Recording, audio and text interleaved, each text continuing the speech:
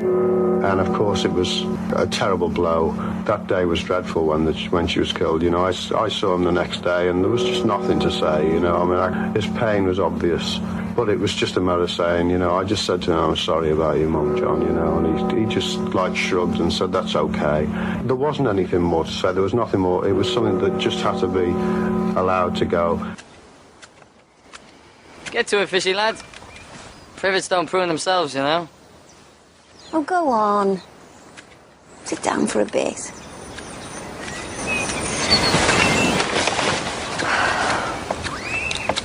Hello, little girl. Hello, little girl. When I see you every day, I say, hello, little girl. When you're passing on your way, I say, hello, little girl. When I see you passing by, I cry, hello, little girl. When I try to catch your eye, John at home, Mrs. Lennon? Of course. I'm seeing him later, though. Tell him I've got a new booking.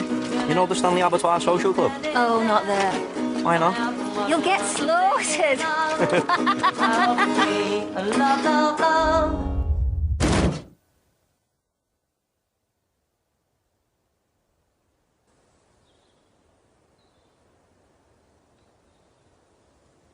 So I hope there'll come a day when you say, you're my little girl, you're my little girl, you're my little girl.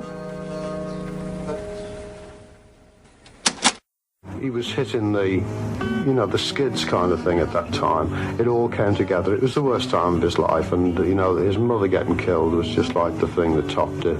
And he started drinking a lot during that time. In fact, I remember finding him on a bus one night, and I was coming home late, and he was laying on the back seat of the bus upstairs, you know, just like out of his head, unconscious.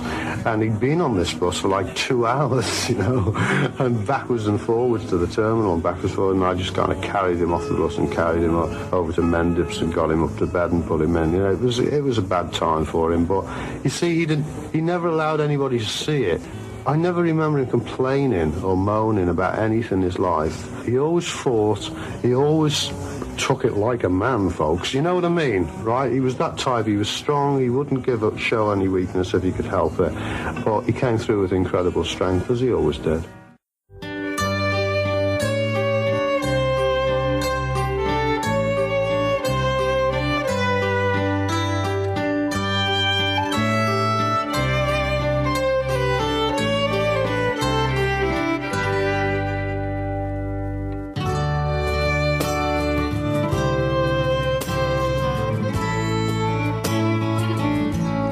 Episode 40 of Glass Onion on John Lennon. So, 40 shows in, closing in on the big 5-0. And in fact, I've done so many interviews recently that I think I've already got the episodes recorded up to about episode 50. So it'll just be a case of editing them, and then pretty confident I can get them out weekly. Probably until about August, it looks like, at the moment, at least. So anyway, today is, of course, Nowhere Boy Part 2, the end of our review, with Scott Phipps joining me again. And the clips you just heard there were Pete Shotton from the same interview sometime in the 80s, as we heard at the top of last week's show. And the event he's describing there was, of course, the death of Julia Lennon on, well, we know the date, 15th of July, 1958. And sandwiched in between those two Pete Shotton clips was the scene from Nowhere Boy that dealt with this, where they're intercutting John showing Paul his latest composition, Hello Little Girl, and then the tragic event itself. Now, of course, we don't know that John showed Paul the song that day, although he did write it around that time. Just a little bit of artistic license there. But I thought that was a very effective scene, and I think we talk about it later in the conversation. There were lots of good audio clips, in fact, in today's episode, which is actually one of the shortest. Probably pleased it's not 2 hours, but anyway. I would, of course, direct you back to my talks with Rod Davis and Colin Hanton. So they were episodes 3, 4, 26 and 27. I'd also like to recommend a documentary that I do mention in the conversation called Looking for Lennon, which came out fairly recently, and David Bedford was involved in that, as well as many other people. I think I say in the conversation that it's everyone from his life. What I meant was it's everyone from his early life. It's about the early Lennon up to the early 60s, I think. The audio on here skips a little bit, unfortunately. At the times when Scott and I are talking at the same time, it distorts his voice. So I've tried to cut those out as much as possible. It won't really affect it too much. You can get the flow of the conversation without that being too much of a distraction. So that's it, I think, really. I'll have a few things to say on the other side, but for now, I'll leave you to listen to Nowhere Boy Part 2 with Scott Phipps. Enjoy. All right, we should get back to the plot. So, it's still not entirely clear who bought John his Galatone Champion guitar, guaranteed not to split, which went for auction, I don't know exact, but it's hundreds of thousands of pounds. I can imagine.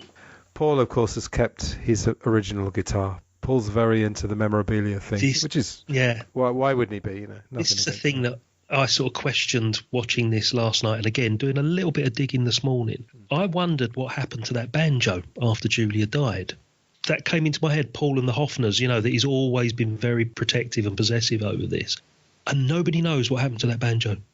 Interesting. I've never thought about that. Yeah. I know about the guitars. Never got left to John.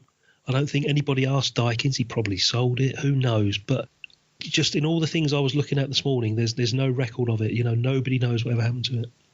Oh, interesting.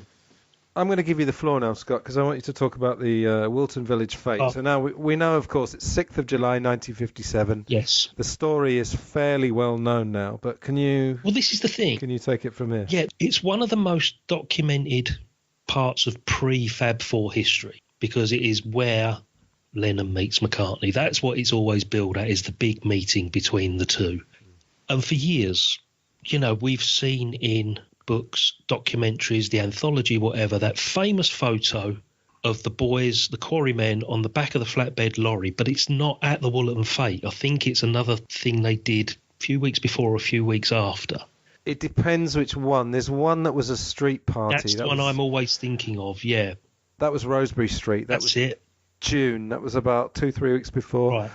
The Wilton Village Fete, there's one picture of them also on a flatbed lorry, but it's from a distance. That's it, right.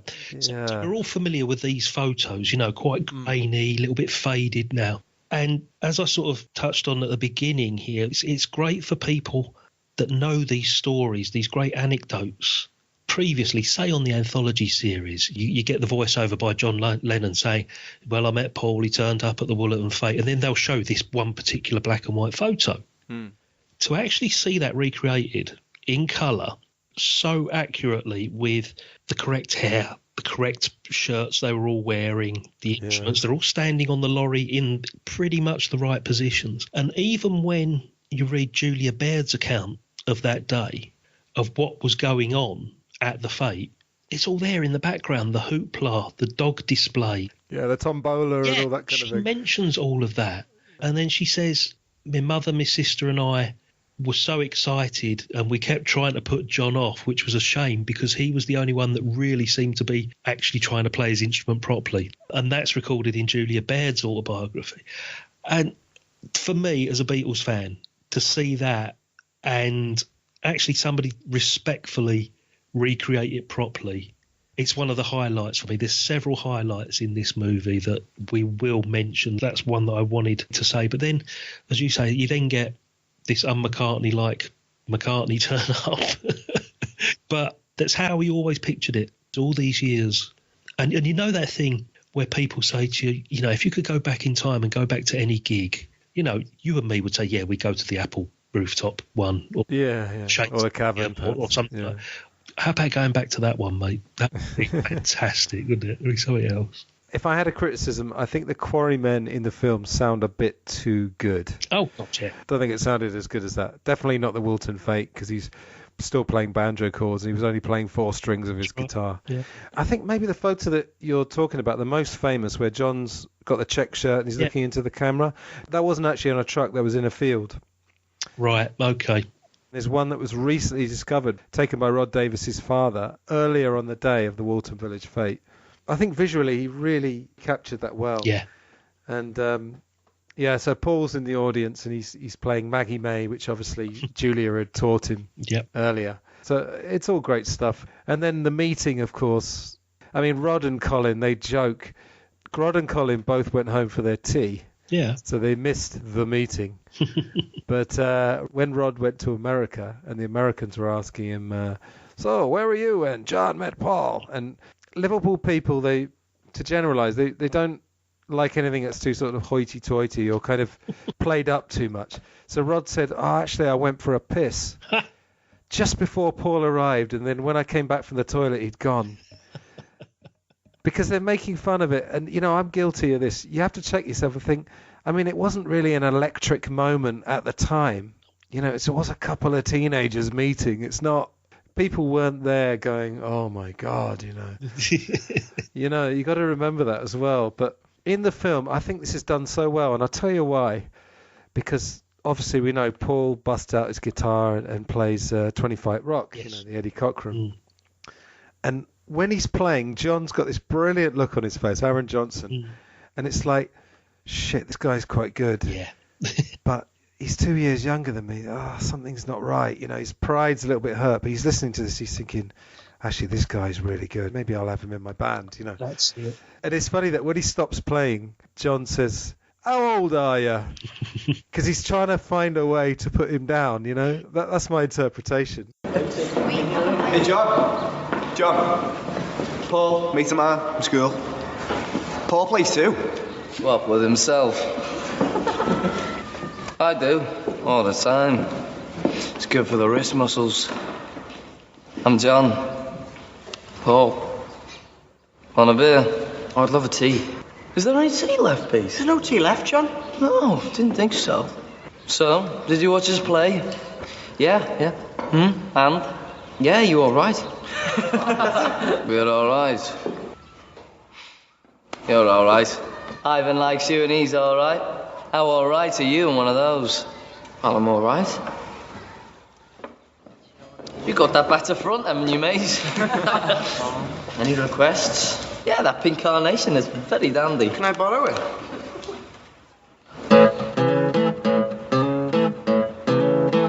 Well, I got a girl with a wrecking machine. When it comes to rocking, she's a queen.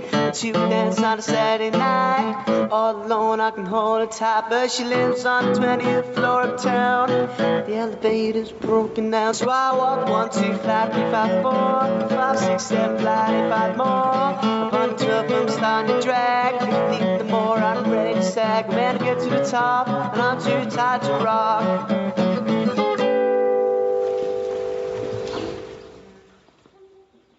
How old are you? 15. When? Last month. Like I do little Richard as well. Sorry, TikTok. Nice to meet you and all, but we've got to rehearse for our evening gig. Oh, well, I've got to get off anyway, Alright, so... well, ta-ta then, yeah?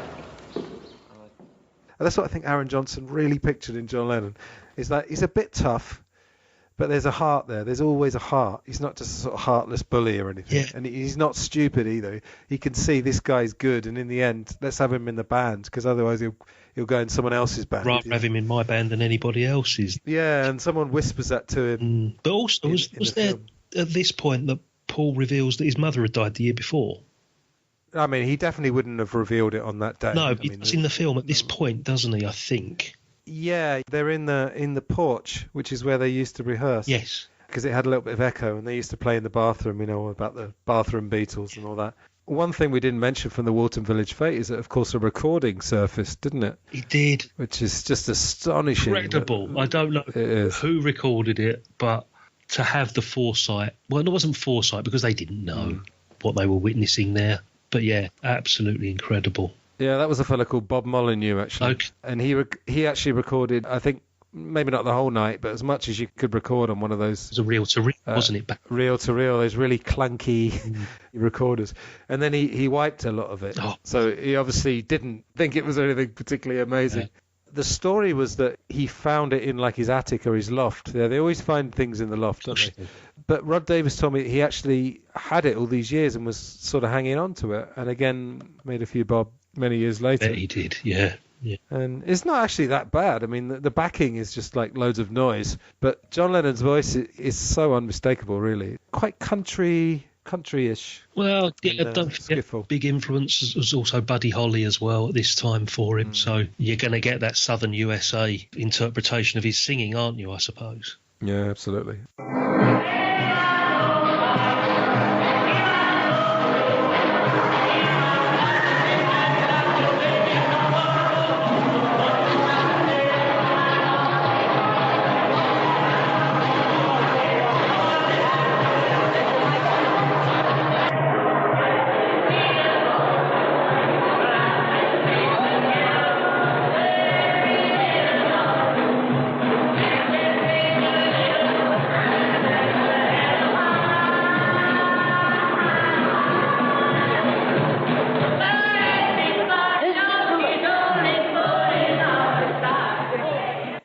Have you been to Liverpool? Have you done the National Trust tour? I was going to do it round about this time this year, but obviously all travel plans are on hold. This was my ticking off the bucket list. Yeah, I was going to do the whole Liverpool thing. It's really raised the bar. I mean, I went to India last year, and I kind of was stuck on, I'm flying into Delhi, and Rishikesh is only like an overnight trip. Got to go to Rishikesh. And then I met some people who'd been there, and they're like, yeah, but there's no evidence that the Beatles were there, which is not to say that they weren't there, but it kind of loses it a bit where there's nothing you can look at and say, oh, John Lennon was here or whatever. But the National Trust, it's completely different because it's all mocked up. Not even mocked up. I mean, it's very, very authentic. And obviously there's still some fittings that were there from the original house. Yeah.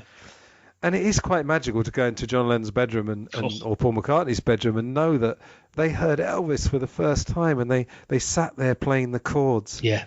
Yeah. You know, and I love the scene where he's teaching in Blue Moon. Oh, that is brilliant. Absolutely. You know. A.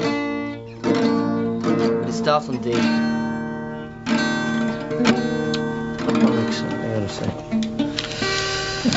There you go.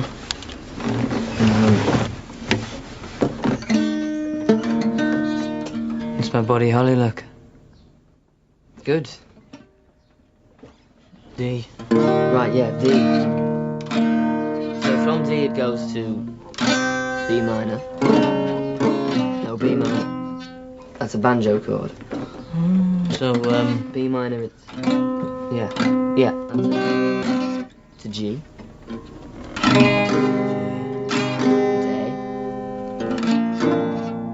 then it just starts again.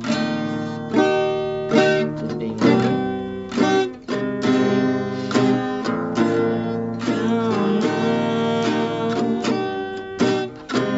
You saw me standing alone, without a dream in my eyes.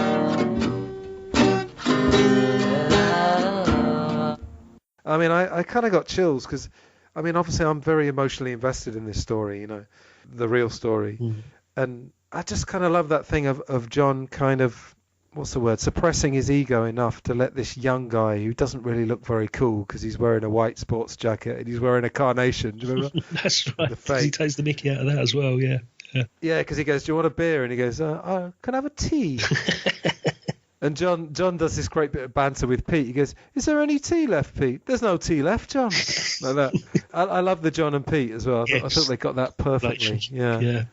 They show one of the early Quarrymen gigs, and do you remember when John starts to make an announcement on the mic and Paul makes an announcement at the same time? And John shoots him a look, oh shit, you know. Yeah. And then he gets him back by saying, ladies and gentlemen, Paul McCharmley. which is a line that the real John Lennon said. He said, I'd like to introduce Ringo Stone, George Parasol and Paul McCharmley, which is quite funny. But I just think Aaron Johnson, it's probably the script, the direction, and him, plays that John slightly threatened but realising it's a good idea to have this guy here. Yeah. He plays that brilliantly. Yeah. So he kind of lets Paul in and they start rehearsing together. And then obviously we get, as you said earlier, the George bit. Again, it's a little bit of a disputed story. Was he on the top deck of a bus? Were they in a club? Something like that. But he definitely played raunchy. Yes. Harrison mentions this in Anthology. He says, the only reason I was brought into the band was because I could play raunchy. That's the famous story. And again, it's another one of those little anecdotes that actually they've put pictures to the words for you here. And I'm thinking, yeah, even if it didn't happen exactly like that, that's close enough for me. Yeah, but you can imagine the real John Lennon. He meets Paul McCartney and he's thinking, this guy plays better than me. Yeah, and then there's George Harrison. And then there's George, he's thinking, oh, fucking hell, he's even younger and he's even better at guitar. But then, you know, John was smart, you see, and he thought, you know, I've got to let my ego go for a bit and realise that this is the best thing. This guy is really good. I mean, as I said to you earlier, I think these Quarrymen performances, they're a bit too good, to be honest.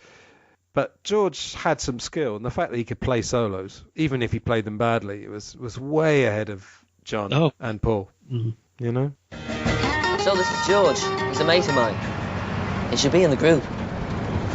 He should be in bed. No, I've been to bed. Couldn't sleep. Go on, George, show him. What? Magic tricks? No, I've left my top hat at home.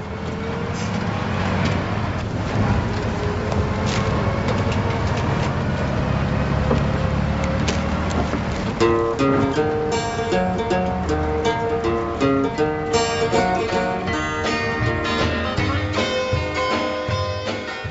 do we go from here? After the fate and meeting George. We got the 18th birthday. Party, which is a yeah. night of high drama. Yeah, I love that speech. As you said, when he does the posh voice. Yeah. That's the Joker side of John that we've seen in press interviews and the whole mugging up to the camera. And that's him, that side of John that we know and love. But then, again, this is also part of the film where a bit of creative license is probably taken about, you know, very much so, what happened to his father and the story behind all of that. You know, it wouldn't have happened at the party, did it happen at, who knows? But yeah, it certainly happened at some point. So for dramatic effect, he's put in the party scene here. So they get to the party. There's a brilliant bit where they want him to make a speech, and they say, "Can we have a few words then, John?" He goes, "Balls, cock, fuck." David Morrison covers Julia's ears. That's it. I was just going to say, brilliant. So yeah, he makes a speech, and then another thing that comes out, which I think was really good, was that John Lennon, as you well know, I'm sure, was a very bad drunk. Yes. And all the issues and all the, you know, and I spoke to a therapist last night that's on the show. It's going to be the next episode after this one, I think. And I was telling him, I think of all the drugs, you know, maybe cocaine and alcohol are the ones that really bring out any sort of latent aggression that's out there. I mean, we've all been at the pub and seen a guy who drinks and becomes a completely different person, you know? So there's a bit where Julia goes out and has a cigarette, and John's obviously, you can kind of feel that he's getting a bit antsy. Yeah. I can't remember if it's this bit where Paul's playing the guitar for Julia, and, you know, Paul's flirting a little bit with Julia, and John was always a bit, he didn't like the Paul McCharmley bit. Julia said something about Paul's mother dying, and John says, yeah, she had cancer. What's your excuse? Not for Julia obviously dying, but Julia not being there. Yeah. You know? I think John Lennon in real life sort of admitted that he did tend to play people off against each other. I talked earlier about a kind of triangle between Mimi, Julia and him. He obviously knew how to play them off against each other, you know what I mean? It's a bit Machiavellian. Also open his mouth without thinking a lot of the time by the sound. Oh, yeah, well. Sure, yeah, especially when he had a few drinks. Yeah. So, yeah, we get a lot of this drama of where's my father, and then we go to Mimi's, and Mimi's organised this sort of rival birthday party. You know, she's bought him a new guitar, and I imagine it's his 18th. It's not really, is it made clear? Don't think it is.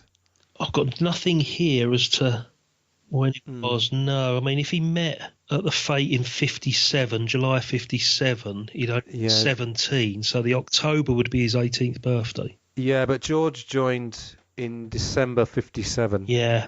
So the first birthday would have been 58. Yeah, so probably, let's say, his 18th. So then you get a big dramatic. And I thought it was quite funny, again, a bit of dramatic license. John goes to the cavern. Yeah. He finds his way into town. So I don't know if he walked or took a bus. But He's ended up all the way back in the city centre, yeah. Yeah, because that's a long way from Walton. I'll tell you, I've taken the bus there. He gets chucked out the cavern. Again, a bit of a movie trope of waking up on a bench the next day. Yeah. By Albert Dock, actually. Probably sat on that bench, actually. And he's still got a bottle, yeah. It's that thing where a drunk guy will fall asleep on a bench and the bottle will still be in his hand when he wakes up. Yeah. It's good stuff, though, isn't it? Yeah, dramatic license for a lot of it, but there's certain parts of this story that have to be told. And if they were told in the way that they actually happened, it would not make an interesting movie. All autobiographical movies do that. They have to. Yeah, I suppose if you were there at the time, like these Quarrymen guys, you don't accept it quite as much. Is this the point at the party where the washboard gets smashed over his head? Oh, yeah. That's a true story. I mean, again... Yeah, but I don't know if it happened at the party. No, it probably didn't. But again, I mean, that's fine to just condense a few events. Because I looked this up as well, because there's a line here where he says that washboard will probably be worth a fortune in years to come, and I'm thinking, did he sell that washboard? Did he piece it back together? Is it like one of those great artifacts that surfaced at Sotheby's or something? But there's no record of that either, mate. It will surface at some point, yeah. It will. So I guess there's two major events towards the end of the film, and they've mixed the dates up a bit here. Yeah. So should we do them in the order of the film or in the order of real life? What do you think? Go in the order of the film, because we're reviewing the film, really, but we're sort of touching on what happened realistically afterwards, aren't we? So, yeah, just do it in the order of the film. Okay. So we've got this very, very well done scene, I think, because it really brings out the tragedy. So Julia and Mimi have kind of made up, and they're sitting in the garden at Mendip's. Yeah. And John's kind of playing the comedian, and he always uses that Fishwick guy, because if Fishwick's clipping the hedges or something, he's going, "Go to it, fishy lad." Hedges don't clip themselves, or something like that. He's kind of not flirting, but with the two ladies, he's kind of entertaining them. And it's a lovely scene. And then Julia says, "Come on, sit down for a bit." And he sits in a deck chair. Mm-hmm. And then they cut from John showing Paul a song called "Hello Little Girl," which was written around this time. Just a little bit of absolutely useless trivia.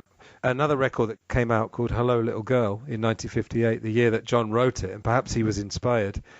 The "Hello Little Girl" that came out has one of the lyrics is "I want to hold your hand." How's that for a ridiculous bit of trivia? But it makes you think that maybe these things are preordained somehow. But Searchers movie with "That'll Be the Day" in the script. Oh yeah. So yeah, they sort of intercut between John playing this song, and again, it's very good because John's playing it for Paul, and it must be a tough thing to play an original song for your mate, even if he is a couple of years younger. And Paul's sort of diligently listening, and then of course we see again, it's true. Julia meets a guy called Nigel Wally, and they make that joke about Nigel Wally, who was kind of their de facto manager, says to Julia, "I've got a booking at the Stanley Abattoir," and she says, "Oh, don't go there, you'll get slaughtered." We don't know that's what she said, but then, of course, Julia gets knocked down by a car, off-duty policeman. Now, there is a little bit of incorrect data about this guy, which I'll get to in a second, but there was a film called Looking for Lennon, which, if you've never seen that, I highly recommend it. It came out only a couple of years ago, and it's got everyone from his life. So it's got some guys from the art college, well, the ones that are still alive, obviously, and it's got some of the quarrymen. It's got a couple of guys who went to school with him. Yeah. And Nigel Wally, I mean, this is really, really sad. You see him walking down the street, and that's where he was walking with Julia on that day. So he recreates it. So she says goodbye, and he turns around. Next thing he hears is the brakes, someone slamming on the brakes, and the brakes screeching, and he sees a body flying through the air. Yeah. John's carefree time as an art student was cut short when fate knocked on the door once again, with news that his mother Julia had been knocked down, killed by an off-duty policeman near John's home on Menloff Avenue. It was a shattering blow. John's mother, Julia, was a very happy person, always laughing, joking. She was really a terrific person. I was going round to John's house, this was in the summertime, like we often did, on a daily basis. And when I reached the gate, Aunt Mimi was at the gate with Julia at this side. And Julia said, "Oh, John's not here." He said, "But you can have the pleasure of walking me down to the bus stop." I said, "Yeah, that'd be great." Well, we got to the end of Menloff Avenue.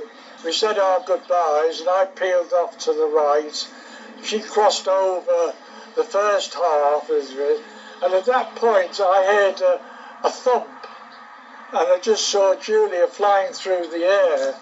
I rushed over, and she was laying there. I mean, it was obvious she was dead, I could see her hair fluttering over her face in the breeze.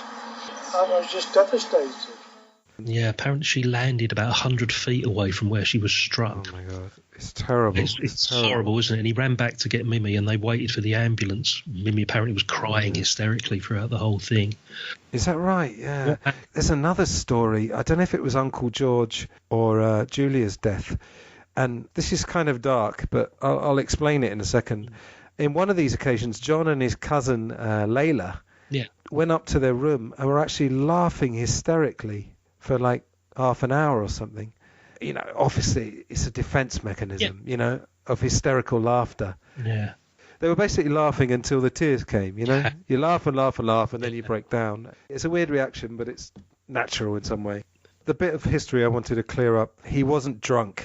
Mark Lewison has confirmed this. Yeah. And Philip Kirkland, who was on my show, he confirmed it as well. What actually happened, this is very weird. Bobby Dykins, who was, I don't think they were actually married, common law husband. Oh, didn't he die in a car crash? He did, yes. But even weirder, I think it's 3 weeks before Julia died, he'd had an accident. I think he'd mounted the reservation, it's a dual carriageway, in his car while drunk. Ah, right, okay. And even weirder is that he was represented by Rex Makin, who was Brian Epstein's solicitor. How weird is that? Liverpool's a kind of a small town, if you know what I mean. There are these weird connections, not only Beatles stuff. So John, in his anger, probably took the story, and perhaps it suited, his need to be angry about it, that this guy was drunk, but he absolutely wasn't. There was an off-duty policeman who was a learner driver, wasn't he? He hadn't actually passed the test. And I believe he went back to the police force for a little while and ended up becoming a postman, I think it was, eventually. He was, and Fourth Lynn Road was on his round. There you go. So he would have delivered mail to 24th Lynn Road, which is Paul's house. But yeah, you're absolutely right. Bobby Dykins died in 1966 in a car crash. Yeah. Very strange. And then and Nigel Wally said he felt responsible for many years afterwards. Yeah. I mean, it's that thing, if he'd talked to her for 10 seconds later, that wouldn't have happened. But, I mean, it's impossible to know, but perhaps she walked out into the road. I mean, we don't know. It was John Lennon held him responsible. John Lennon didn't talk to him for months and months afterwards in his, this notorious drinking spree that he went on and the anger. Absolutely. Held Nigel responsible. I think he kind of cooled over the years. I mean, they probably didn't really have much contact years later, but, I was talking to this fellow, Kirk Honda, who's a therapist, last night, and, the amount of people that died. I mean, the John Lennon, we had the whole sort of mother-father thing. It must have been confusing. Then he has Uncle George die when he's 14, Julia at 17, Stuart Sutcliffe when he's 21, and then Brian, of course. Arthur Yanoff, the Primal Therapy, all that stuff. Arthur Yanoff said that John Lennon had more pain than anyone he'd ever met. Cool. And I mean, it probably exacerbated by being in the Beatles. I mean, because, when you're young, you kind of think, it would be cool to have been a Beatle. But from all my research, I think it was probably shit after about a year. Just hell on earth.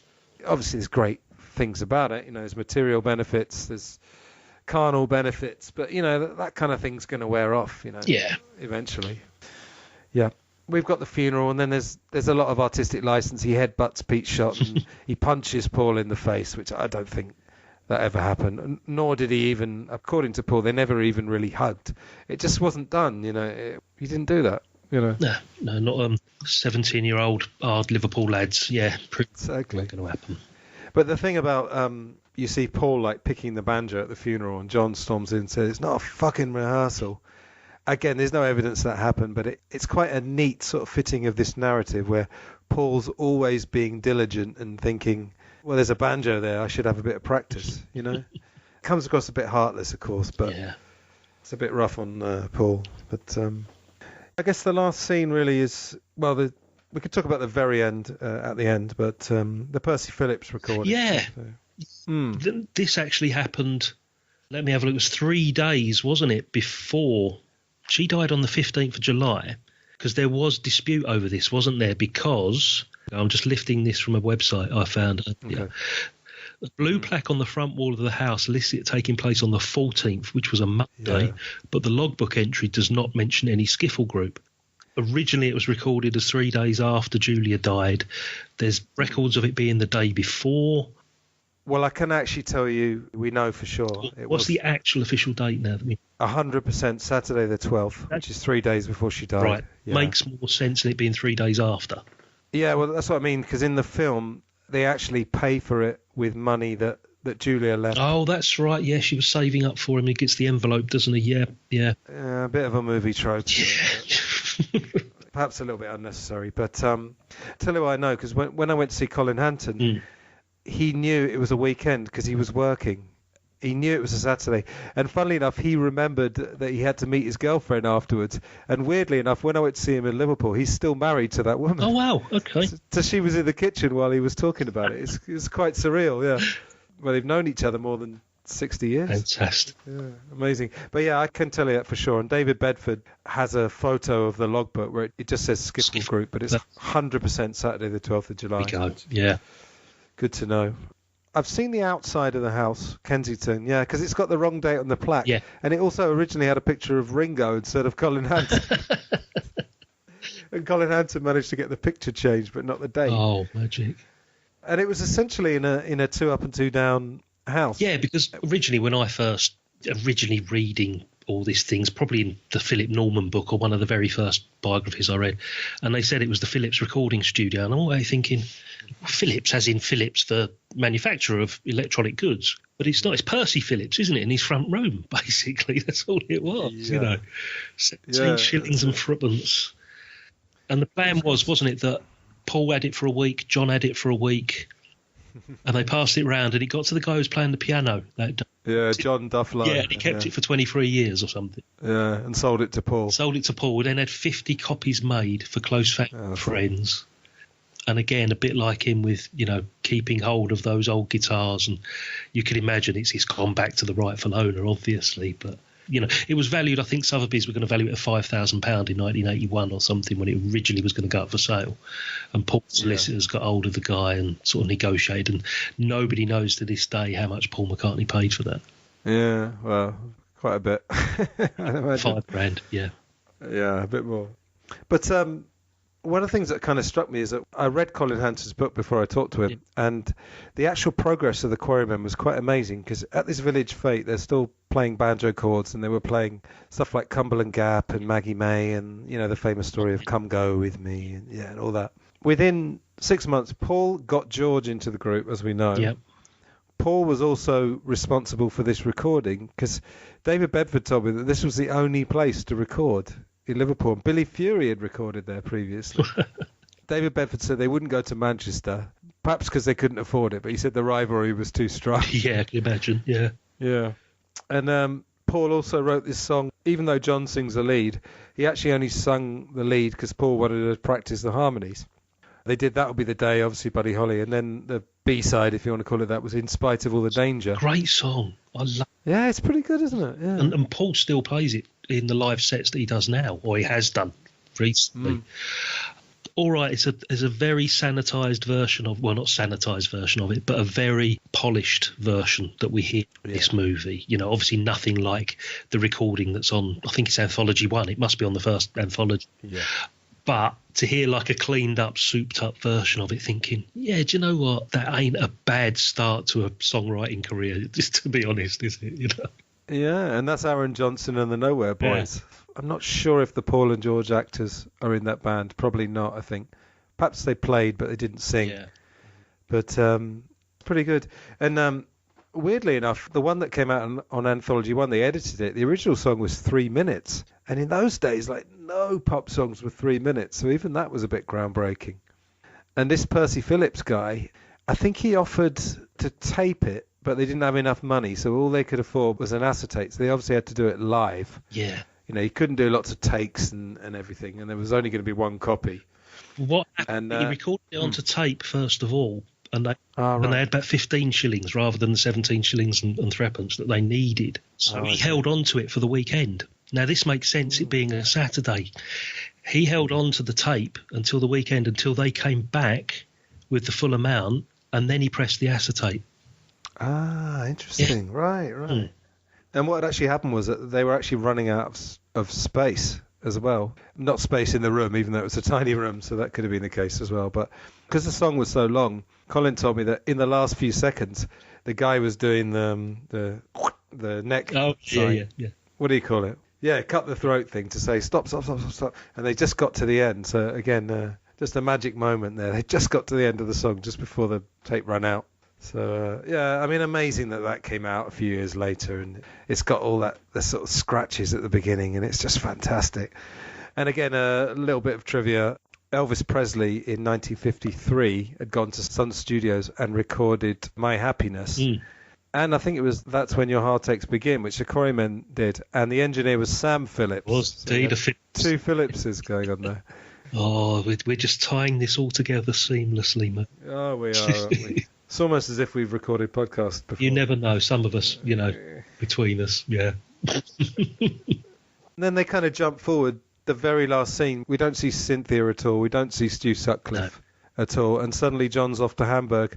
And he didn't really, again, if I'm going to nitpick, he didn't really look 2 years older, did he? He didn't quite look adult enough. No. He still kind of looked 17, didn't he, really? Yeah, but he's rocking that great look, Yeah. you know, the drain pipe trousers and the winkle picker shoes, you know. And and the quest. we're witnessing history, you know, albeit their interpretation of it. Yeah, so Mimi sends him off. Well, not sends him off literally, but he goes off to Hamburg. There was actually a big palaver in Mark Lewison's book. He talked about, I think it was with John's birth certificate, and it actually only got sorted out about 10 minutes before they were due to leave. So they all left from the Jacaranda, which is one of Alan Williams's bars, which is where I met David Bedford last year, upstairs in the Jacaranda. What was Mona Best's club? Casbah, that was it. Yeah. Yeah, that was in North Liverpool. That was very close to where I was staying last year. Because I always get those two mixed up, the Jacaranda and the Casbah. Yeah. The Blue Angel was another one. Alan Williams was a big part, obviously not featured in this film. So we get this last scene, which is obviously John walking off. And, I mean, the first time I saw this, I got chills when you actually hear the real John Lennon singing Mother. You know, it's not the finished version, obviously. I think it's a guitar version, isn't it? Yeah, because there's a bit of speech at the end of it, isn't it? You can hear him talking to the engineer or whatever it is, yeah. I mean, I've just fallen in love with the Plastic Ono Band album all over again, having done a couple of shows on it this year. It's something they do in films, actually. I can't think of any other examples where you see the actors and then you'll suddenly see either a picture of the real person or even some video of the real person. I don't know if you can think of any off the top of your head. I can't. But no, a lot of sort of historical dramas, they tend to do that. Say it's like a war film or something like that, and they'll then show that soldier or something as he was in 1945 or whatever. Yeah, I've seen things like that in end credits before. Yeah, and then they kind of have this send-off, which again is a bit tropey. John called Mimi as soon as he got to Hamburg and then called her every week until he died. I don't know if that's true, but... Yeah, not strictly true. He definitely spoke to her and spoke to a couple of his relatives while he was recording Double Fantasy, so... Yeah. There's all kinds of stories that he was going to get back with Paul in 81 to do something, and he was going to go back to England. And, you know, it just all makes it so terribly sad, doesn't it? I mean... I mean, we've spoke about this at length over the previous shows we've done. We did, yeah. But this particular movie, to focus on the early years, it's great. It's a great starting point for people that don't know this part of the story, I think, in general. You know, if I wanted to sum up the whole thing. Yeah. Even for Beatles obsessives like you and me, it's nice, as I said, to see some of the anecdotes that we're so familiar with actually being brought to screen. And yeah, you just read into how accurate some of these actually are. But, you know, looking back and talking to you now for the last hour or so, I think Aaron Johnson's performance actually was better than I gave him credit for at the beginning, to be honest.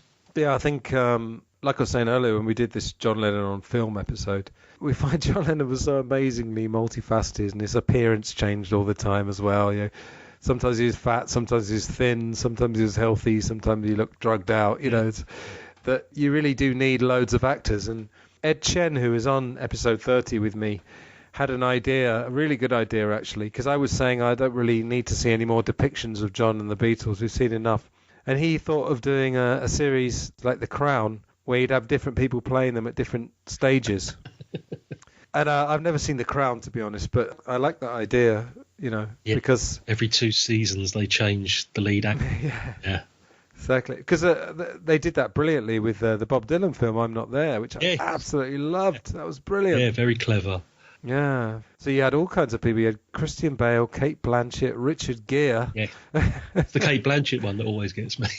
Oh, brilliant. And you got that scene of Bob Dylan and the Beatles, and it's almost like a speeded up cartoon because they're obviously stoned and they're all just running around giggling, you know. It's brilliant.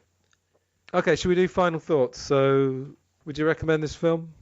Yeah, as I sort of hinted at earlier, it's a great film for fans and not fans. You know, it tells the story of stuff that went on before we know the story, if you know what I mean. And as I say, we're quite familiar with all these events. We know, you in particular, you know 2 of the Quarrymen. You know what happened in this run-up. And it's great to see somebody actually take a bit of time to include people that were genuinely there. As I say, they could have quite easily have made some of these characters amalgamations of different people. But they didn't. They kept every single major player in. They were all there, and they were all referenced by name. They weren't just somebody in the background. That bloke is definitely playing Pete Shotton. That bloke is definitely playing so-and-so. I hadn't seen this film since it first came out. Went back to it last night, and I'm thinking, why have I not watched this since? It's something that I normally would watch again and again. You know, it's something to do with the Beatles. It's the 60s. It's something I absolutely adore and something I've got a keen interest in. And I think it won't be very long before I go back and have another look at it, mate, to be honest. Yeah. I'd definitely recommend it. I mean, I'd kind of say, like, when you're watching basically a historical film, I have huge issues with these, when they kind of mess with important things like war and politics and, you know, political events. And the Beatles is important, but, you know, I have it in context. It's not, I mean, you know, they had a big impact on society, you know, it was way beyond music, but it's kind of like sport, you know. There's a famous Bill Shankly quote.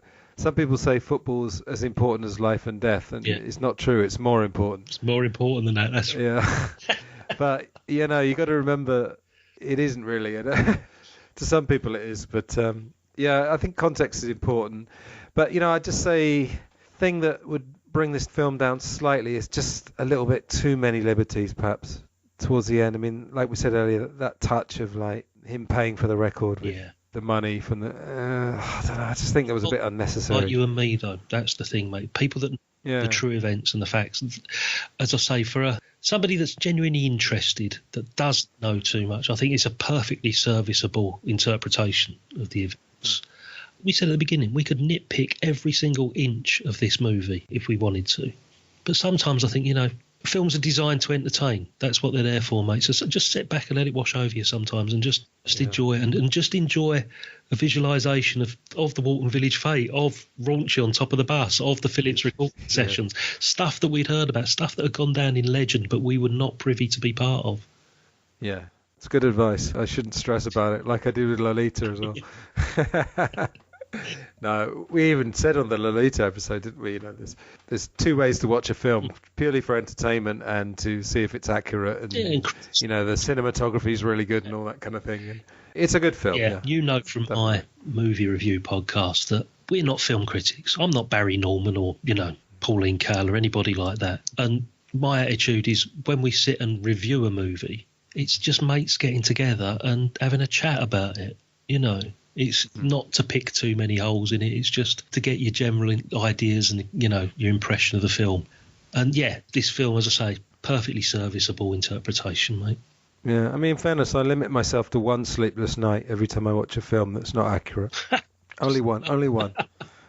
No, I'd probably say, actually, just to close, I'd probably say that when you do watch something based on historical events, probably just a good idea. Watch it for entertainment, but kind of maybe check just for interest, you know, just for your own knowledge, see which bits are accurate or not, just for fun even, you know. I will give you a prime example of a wildly inaccurate movie, but I still watch every year and love it because it's just entertainment for me. Braveheart. Now, if you've seen the film Braveheart, just go back and just look at actually what happened. Yeah, I know. Well, it's funny actually because, you know, I'm an English teacher. Yes. One of the chapters in one of the books that I've used for years is about that, about historical accuracy. Yeah. Braveheart is hilarious. It's complete fabrication from the minute that, you know, the first reel opens. But as a movie, it entertains me, you know, and that's all that matters at the end of the day. Yeah. So you talked about your podcast earlier. So you're on all the main platforms? Everything, absolutely everything. Right. Twitter, Real Britannia, at @RBritanniaPod, Stinking Paws, @StinkingPaws, Rainbow Valley, @RV_podcast. If you go to those, there'll be links on all the Twitter pages. But yeah, iTunes, Stitcher, Spreaker, Podchaser, Podbean, whatever, they're all on every single one. So fantastic. Come along and have a listen. Dip your toes into the Brian Epstein episode. That'd be the good starting point. Oh, I'll tell you, another one was Altamont. The end of the 60s, the death of the 60s. God, yeah. Oh, fabulous. I enjoyed doing that one. That one is fantastic. I'm not saying the episode's fantastic, but the story is fascinating.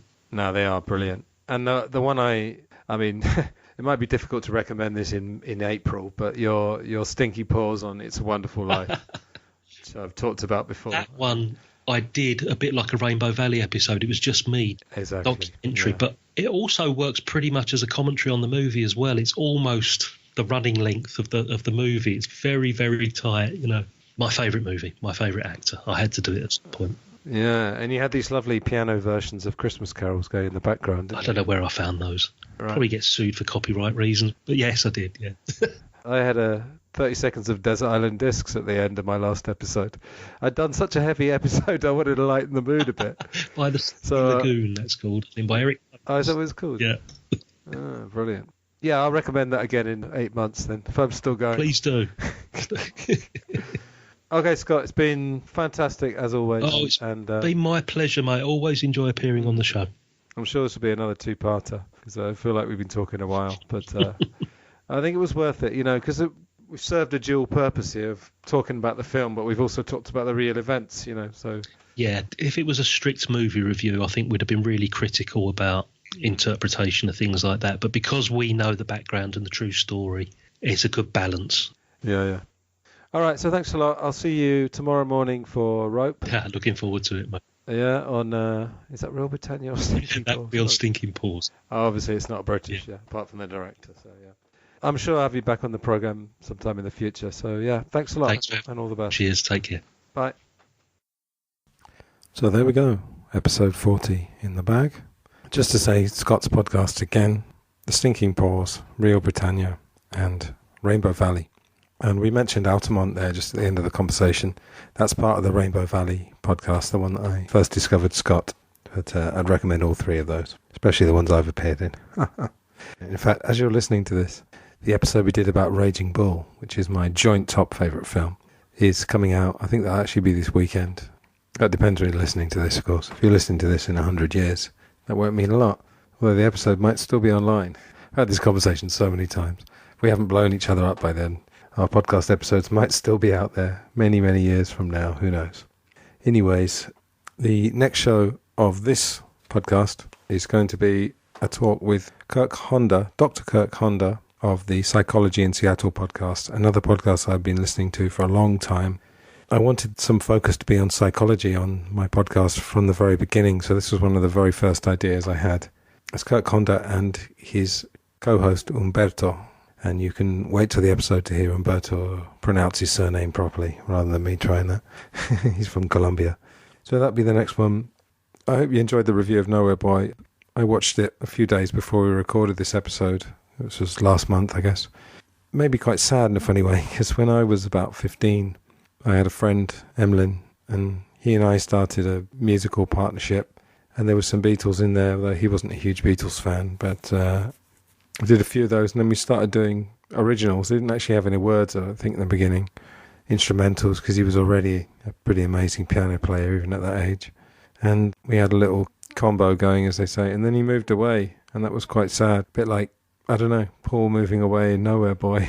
Suddenly history changes, but I don't know whether Emlyn and I would have done anything with that, but that was kind of the dream. So I had something similar. And thing about the Beatles, if there's any very young people listening to this, I would actually caution you, because my mum said something quite telling when I was in my 20s. She said, in a funny way, the Beatles have ruined your life, because it's such a sort of miraculous scenario of these three teenagers meeting up, all turning out to be the same height, with the same sort of straight brown hair, and all, in the end, well, very, very good songwriters. I don't use the word genius too often. That's quite miraculous. But at the same time, the miraculous part of it is played up, and there is quite a lot of mundane normality to the everyday life of a band, even if it's the Beatles. So I would say, don't buy too much into the dream side of it, because one of the problems John Lennon had, in fact, according to George Martin, was that he found normal life just too boring, too mundane, even though he obviously did a lot in his 40 years. But, when my mum was on the podcast, actually, episode 23, we ended up celebrating normal life. That was our kind of takeaway from that conversation. So perhaps that's a good thing to do. Enjoy the Beatles' magic, but, don't expect your life to be like theirs, It comes along every now and again in history, of course, but there's things to be celebrated in just normal life, survival, living day to day. And anyway, sermon over. I will see you very soon. Thank you very much for listening. And please, please, please, if you have a moment, subscribe to the podcast and rate and review on iTunes or Stitcher. It really makes a huge difference, and it doesn't take a second just to rate the podcast. Review is optional. Well, both of them are optional, really, but review would be great as well. If you can just write a few words, it just helps the exposure of the podcast so people are aware of it and can start listening to it. So until next week, have a good week and see you soon. Goodbye.